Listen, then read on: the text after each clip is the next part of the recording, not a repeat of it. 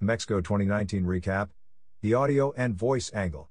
One of the world's largest digital marketing and advertising conferences was once again the meeting place for key players in digital business, marketing, and innovation. It was also graced by yours truly, although how much grace was actually there is difficult to pinpoint. In any case, this is one event where you have to be present if you have any ties with the digital industry. Audio-wise, there is not much action or not nearly as much as it should be, depending on how you look at it. But some really cool things did happen, and in the vein of my recent Voice Summit recap, here's a quick roundup of DMEXCO 2019 with respect to audio and voice. We are making strides. I'll start with the audio industry's presence. There were far more audio companies this year as opposed to last year, so there's progress on that front. We are getting a firm foothold. Strength in numbers, right? Still, the more important thing is the overall excitement about audio and voice technologies. When talking to people, you could really see and hear a certain level of enthusiasm. They largely don't understand what's going on, but they want to learn more. One really cool thing was the recognition of Trinity Audio among several companies I talked to as one of the players in this space. A small personal victory for me and the team. Monetization is at the center of attention. The majority of audio-related discussions were about audio advertising, specifically monetization and generating revenue. Almost everyone I spoke with is unsure if there is a revenue opportunity in audio.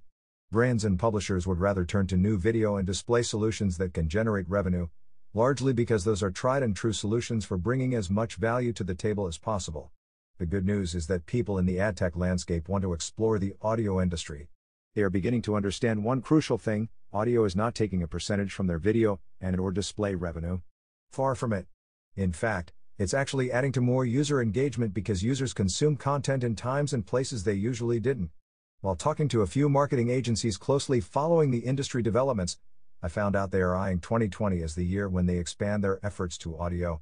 They understand that as a channel, audio basically completes their campaigns and provides an additional layer to the benefits of digital advertising. However, to meaningfully invest in digital audio advertising, there are a lot of questions that don't have satisfying answers, at least not in the way they'd want. As you can expect, these mainly relate to the classification and measurement of audio KPIs, as well as the ability to see the engagement of the user in real time. You have to understand that these are the people with thoroughly detailed systems in video and display, and are used to having everything under control. Even with radio ads, arguably the closest thing to digital audio ads, there's certainty about relevant data and real-time engagement. Still, I can confirm marketers are very excited about audio and audio advertising, and that's something. Figuring out audio skills/action. The extensions of Alexa and Google Assistant, as that's how many see them, got a decent amount of mentions. In a way, it's 2007 all over again, with the first iPhone coming out and first apps touching base. It's new, exciting, and relatively unknown. Everyone is trying to figure out what to do with audio skills and actions. There were a lot of questions about what businesses should do with these voice applications of sorts, what's the best way to implement them, how they can generate money, how important are they to the users, and so on.